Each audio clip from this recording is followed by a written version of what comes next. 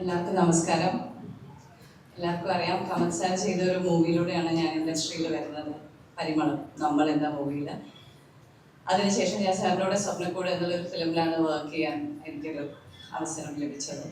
സാറിൻ്റെ കൂടെ വർക്ക് ചെയ്യുമ്പോൾ ഞാൻ ഒരു പുതുമുഖമാണ്, എനിക്ക് സിനിമയെ പറ്റി പ്രത്യേകിച്ച് ഒന്നും അറിയില്ല. പക്ഷെ ഒരിക്കൽ പോലും ഒന്ന് ദേഷ്യപ്പെട്ട് സംസാരിക്കുകയോ അല്ലെങ്കിൽ ടേക്ക് ശരിയായില്ലെങ്കിൽ ഒന്ന് ഒച്ചയെടുക്കുകയോ അങ്ങനെ ഇൻറ്റിമിഡേറ്റിംഗ് ആയിട്ടുള്ള ഒരു എനർജിയും സാറിൻ്റെ ഭാഗത്തു നിന്ന് ഉണ്ടായിട്ടില്ല. സാറ് ഭയങ്കര പോസിറ്റീവാണ്, നമുക്ക് ഓരോ കാര്യങ്ങൾ പറഞ്ഞു തരും. എനിക്ക് ഫസ്റ്റ് മൂവി ചെയ്യുമ്പോൾ പ്രോംപ്റ്റിങ് എന്താണെന്നൊന്നും അറിയില്ല. അപ്പോൾ ഞാൻ ഡയലോഗ് പഠിച്ചിട്ട് ഞാൻ പറയുമ്പോൾ എൻ്റെ അടുത്ത് സലീമേട്ടൻ അസോസിയേറ്റ് ആണ്. സലീമേട്ടൻ ഒരു പ്രോംപ്റ്റിങ് വേണോ? അപ്പം എനിക്ക് അറിഞ്ഞൂടെ എന്താ പ്രോംപ്റ്റിങ്. നമ്മൾ അതെന്താ?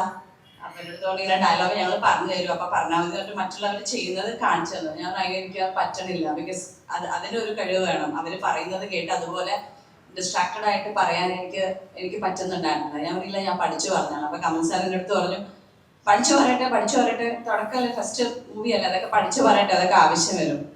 കാരണം എനിക്ക് ബൈഹാർട്ട് ചെയ്ത് പറഞ്ഞാൽ തന്നെയായിരുന്നു എനിക്ക് ഭയങ്കര ഈസി. കാരണം ഞാനൊരു കോൺവെന്റിൽ പഠിച്ചോണ്ട് എനിക്ക് ബൈഹാർട്ട് ചെയ്യാന്ന് പറയുന്നത് ഭയങ്കര ഈസി ആയിരുന്നു.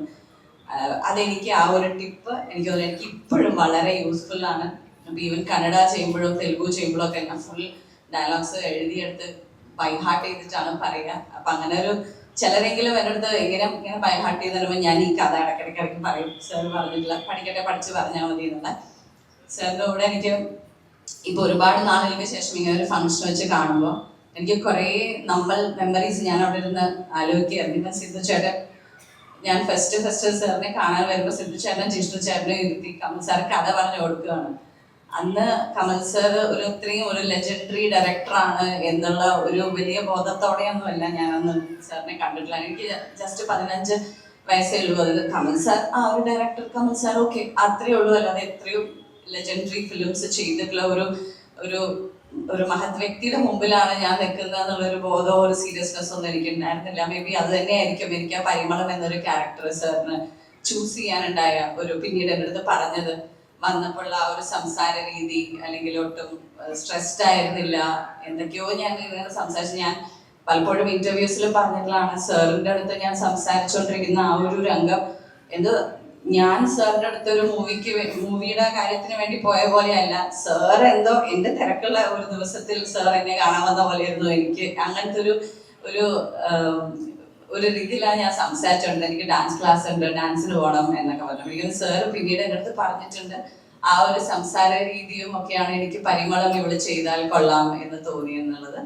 പിന്നെ സിബി സാർ ഐറ്റം എനിക്ക് പറയാനില്ല. ഞങ്ങൾ അതിന് മുൻപ്, നമ്മൾ ചെയ്യുന്നതിന് മുമ്പ് സിബി സാർ ഞങ്ങളൊരു ഫംഗ്ഷൻ കണ്ടിട്ട് സിബി സാർ അത് എൻ്റെ അടുത്തും അച്ഛൻ്റെ അടുത്ത് സംസാരിക്കുകയും സിബി സാർ എൻ്റെ അടുത്ത് പറഞ്ഞു നമുക്ക് മൂവി ചെയ്യണം കേട്ടോ എന്നൊക്കെ. പക്ഷെ അതിന് മുൻപ് നമ്മള് ഓക്കെ എന്ന്, പക്ഷെ അതങ്ങനെ സീരിയസ് ആക്കി എടുക്കുക അല്ലെങ്കിൽ അത് സീരിയസ് ആയി പറഞ്ഞാണെന്നൊന്നും നമ്മൾ അങ്ങനെ ആലോചിച്ചില്ല. പക്ഷെ പിന്നീട് കമൽ സാറിന്റെ മൂവി ചെയ്ത് നമ്മളുടെ പൂജ സമയത്ത് സിബി സാർ വന്നപ്പോൾ സിബി സാറ് പറഞ്ഞു, ഞാൻ പറഞ്ഞല്ലേ നമ്മൾ മൂവി ചെയ്യാം, പക്ഷെ കമലിന്റെ മൂവി ആയതുകൊണ്ട് എനിക്ക് ഓക്കെയാണ്, വേറെ വെറുതെയൊക്കെ അത് ആ ക്യാരക്ടർ ഒന്നും വെറുതെ ക്യാരക്ടേഴ്സ് ഒന്നും ചെയ്തത്, കമലിന്റെ മൂവി ആയതുകൊണ്ട് എനിക്ക് ഓക്കെയാണ്, സൂക്ഷിച്ച് മൂവീസ് സെലക്ട് ചെയ്ത് ചെയ്യണം എന്നൊക്കെ പറഞ്ഞ്. നമ്മൾ കഴിഞ്ഞ റിലീസ് ആവുന്നതിന് മുമ്പ് തന്നെ എനിക്ക് സിബി സാറിന്റെ മൂവി ഞാൻ അഭിനയിച്ചു. അത് ഇലകൾ പച്ചപ്പുക്കൾ മഞ്ഞാന്നായിരുന്നു, പിന്നെ കിസാൻ എന്ന് പേരിട്ടുണ്ടായിരുന്നു. സോ എനിക്ക് 2 ലെജൻഡറി ഡയറക്ടേഴ്സിന്റെ കൂടെ എന്റെ തുടക്കകാലത്ത് തന്നെ 2 ഫിലിംസ് ചെയ്യാൻ സാധിച്ചു. ഒരുപാട് സന്തോഷം. പിന്നെ നേരത്തെ സിബി സാർ പറഞ്ഞ പോലെ തന്നെ ആഷിനി, അതുപോലെ സൗബിൻ ചേട്ടൻ, ഷൈൻ ചേട്ടൻ്റെയൊക്കെ ഒരു വളർച്ച നേരിട്ട് കാണാൻ സാധിച്ച ഒരാളാണ് ഞാൻ. സൗബിൻ ചേട്ടൻ ക്രോണിക് ബാച്ചിലർ അസിസ്റ്റന്റ് ഡയറക്ടർ ആയിരുന്നു, പിന്നെ ഷൈൻ ചേട്ടൻ നമ്മളിൽ അസിസ്റ്റന്റ് ഡയറക്ടർ ആയിരുന്നു, ആഷിൻ നമ്മൾ സ്വപ്നങ്ങളൊക്കെ അസിസ്റ്റന്റ് ഡയറക്ടേഴ്സ് ആയിരുന്നു. അപ്പൊ ഇവരുടെയൊക്കെ വളർച്ച, ഇൻഡിപെൻഡന്റ് ഡയറക്ടേഴ്സ് ആവുക, ഇവരെല്ലാവരും സ്റ്റാർസ് ആയി, സിദ്ധു ചേട്ടൻ ഒരു വലിയ സ്റ്റാർ ആയി. അപ്പൊ എല്ലാം ഇങ്ങനെ കണ്ട് കുറേ നാളുകൾക്ക് ശേഷം ഇവരെല്ലാവരെയും കാണുമ്പോൾ ശരിക്കും ഭയങ്കര ഒരു മെമ്മറീസ് ആണ്. ഈവൻ വേണു ചേട്ടൻ, സാജു ചേട്ടനൊക്കെ ഞാൻ ഒരുപാട് കാലത്തിന് ശേഷം കാണുകയാണ്. ഭാഗ്യലക്ഷ്മി സിനിമ ഞങ്ങൾ ഇടയ്ക്കിടയ്ക്ക് കാണുന്നുണ്ട്. സോ ഒരുപാട് നാളുകൾക്ക് ശേഷം എല്ലാവരെയും കണ്ടപ്പോൾ കുറേ മെമ്മറീസ്, ഭയങ്കര സന്തോഷം തോന്നി. എനിക്ക് തോന്നുന്നു നമ്മൾ കുറേ നാളുകൾക്ക് ശേഷം എത്ര ഫിലിംസ് ചെയ്തു, അല്ലെങ്കിൽ അത് എത്ര ഫിലിം സക്സസ് ആയി എന്നുള്ളതിനൊക്കെ ഉപരി എത്രയോ നല്ല മെമ്മറീസ് മാത്രമേ നമുക്ക് ഉണ്ടാവുള്ളൂ. അതുപോലെ ഒരുപാട് നല്ല മെമ്മറീസിൽ ഭാഗമായിട്ടുള്ള കുറച്ച് പേരാണ് ഇവിടെ ഇരിക്കുന്നത്. അത് അങ്ങനത്തെ ഒരു സദസ്സിൽ വന്ന് പങ്കെടുക്കാൻ സാധിച്ചതിൽ എനിക്ക് ഒരുപാട് സന്തോഷം. കമൽ സാറിന്റെ ഈ ഒരു ജേർണി മലയാള സിനിമ ഇഷ്ടപ്പെടുന്ന ഒരുവിധ എല്ലാ പ്രേക്ഷകർക്കും ഒരു ഏറ്റവും മോസ്റ്റ് ഫേവറേറ്റ് മലയാളം ഒരു 10 സിനിമകൾ എടുക്കാൻ പറഞ്ഞിട്ടുണ്ടെങ്കിൽ എനിക്ക് അതിൽ 1-2 ഫിലിംസ് ഡെഫിനറ്റ്ലി കമൽ സാറിൻ്റെതായിരിക്കും ആൻഡ് ഓഫ് കോഴ്സ് എബി സാറിൻ്റെതായിരിക്കും. സോ അങ്ങനെ ഒരു ലെജൻഡറി ഡയറക്ടറിന്റെ കൂടെ ഈ ഇൻഡസ്ട്രിയിൽ വരാൻ സാധിച്ചു എന്നുള്ളത് എനിക്ക് ഭയങ്കര പ്രൗഡായിട്ടുള്ള ഒരു മൊമെന്റ് ആണ്. കമൽ സാർ ആദ്യം തന്നെ ഞാനിത് ഒരിക്കലും പറഞ്ഞിട്ടില്ല, നമ്മൾ എന്ന ഫിലിമിൽ എന്നെ സെലക്ട് ചെയ്തതിന് ഒരുപാട് നന്ദി. ആൻഡ് സാറിന്റെ മുന്നോട്ടുള്ള ജേർണിക്ക് എൻ്റെ എല്ലാവിധ ആശംസകളും അറിയിക്കുകയാണ്. ഒരുപാട് നല്ല സിനിമകളും ഒരുപാട് നല്ല കഥാപാത്രങ്ങളും ഇനിയും ഉണ്ടാവട്ടെ. സാറിന് എല്ലാവിധ ആശംസകളും അറിയിക്കുന്നു. Thank you so much. Thank U.